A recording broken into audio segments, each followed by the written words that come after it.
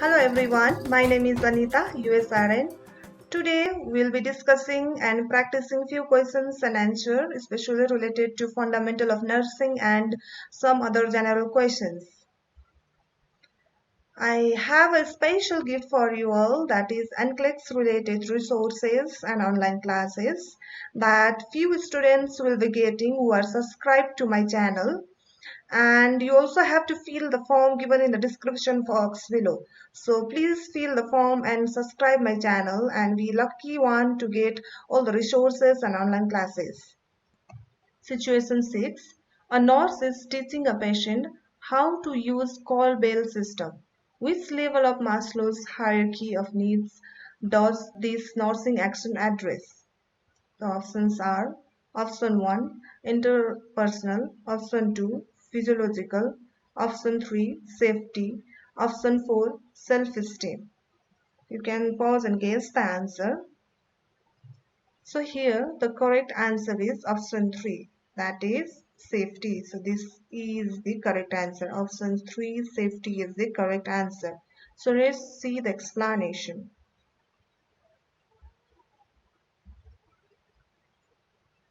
So we have something called Maslow hierarchy of needs. What is Maslow hierarchy of needs?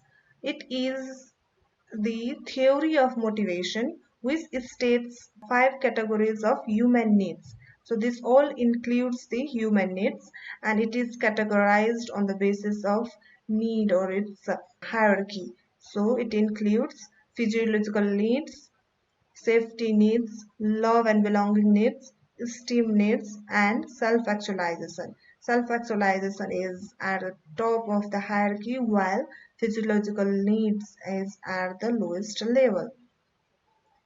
So here, using the call bell to call the staffs or the nurse is the safety needs because it includes or it enables the patient to communicate with the staff and supports safety and security. So supporting safety and security is the second level in the Maslow hierarchy. So this is the correct option. So option 1 talks about interpersonal needs, which involves love and belonging, which is in the third level. Option 2 talks about physiological needs. It is in the first level of Maslow hierarchy, which includes food, air, water. So this is basic or primary need for human being, which is in the first level. Option 4 talks about self-esteem, which includes interpersonal need, which is in the fourth level of basic needs. So this is all about Maslow hierarchy that you all need to know. Situation 7. The nurse is assessing the patient's abdomen who is admitted to the hospital in medical surgical unit. Which examination technique does the nurse use first? Options are option 1 inspection, option 2 auscultation, option 3 palpation, option 4 percussion. You can guess the answer. So the correct option is inspection, option 1. So let's see why this is the correct option. So while performing a physical assessment, we all use 4 techniques, which are inspection, palpation, percussion, and auscultation. So we follow the assessment in same order in all physical assessment except in abdominal assessment. So in abdominal assessment, we follow auscultation after inspection and after that we do palpation and percussion, that is inspection, auscultation, palpation and percussion in case of abdominal assessment. Why this is so? It is because if we palpate or do percussion before auscultation, then it may affect the bowel mobility. So we follow auscultation after the inspection. I hope this is clear for you all. Situation 8. Which of the following is an example of data that should be validated? Option 1. The urine analysis report that indicates there are white blood cells in the urine. The option 2. The client states she feels feverish. You measure the oral temperature at 98.7 degrees Fahrenheit. Option 3, the chest X-ray report indicates the client has pneumonia in left upper lobe. Option 4, the client has clear breath sound. You count a respiratory rate of 16. The correct answer is option 2. So let's see why this is the correct answer. So here, what you will need to know is about the term validation. So what is validation? Validation is the act of double checking or verifying data to confirm that it is accurate and factual.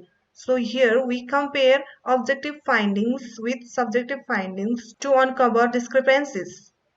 So in option 2, the patient complains nurse having fever and nurse checks the temperature and finds it to be 98.7 degree Fahrenheit. So what the client is complaining here is the subjective data, and what the nurse finds is the objective data. So this is comparing objective findings with the subjective findings. So this is the correct option. Here there are two data, that is subjective and objective, and says trying to compare it. So this is the correct option. In option 1, it talks about presence of WBC in the urine. Why this is not the correct option? It is because it is just a laboratory finding for underlying disease condition. So the presence of WBC may indicate inflammation in the urinary tract or kidney. So this is not the correct option. Option 3 talks about chest X-ray, and that indicates presence of pneumonia. So it just indicates other disease condition from the diagnostic test. So there is no any subjective data here. So this is not the correct option. Option 4, counting the breath sound, is just the objective finding. So there is no any subjective data here. So this is not the correct option. Situation 9. Miss Maria has been given a copy of her diet chart. The nurse educates the patient about the food on a 500 mg low sodium diet. This includes option 1, chicken bouillon, option 2, mashed potatoes and chicken, option 3, a toast salad with oil and vinegar and olives, option 4, a ham and Swiss cheese sandwich on whole wheat bread. You can pause and guess the answer. So the correct option is option 2. So let's see why this option is correct.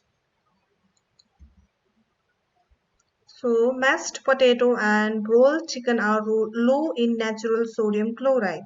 So the patient is advised to take low sodium diet. So this includes minimal amount of sodium. So this is the correct option or correct option for the patient. However, ham, olives, and chicken bouillon contains large amount of sodium and are contraindicated in low sodium diet. 10. A nurse is assessing the patient. Which of the following condition does she considers to be the greatest risk for developing pressure ulcer? Option 1. An alert chronic arthritic patient treated with steroids and aspirin. Option 2. An apathetic 66-year-old COPD patient receiving nasal oxygen via cannula. Option 3. 78-year-old incontinent patient with gastric cancer who is confined to his bed. Option 4. A confused 84-year-old patient with congestive heart failure who requires assistance to get out of bed. I'm not going to tell answer for this question now because I want you all to guess or try to answer this question and post your answer in the comment box below.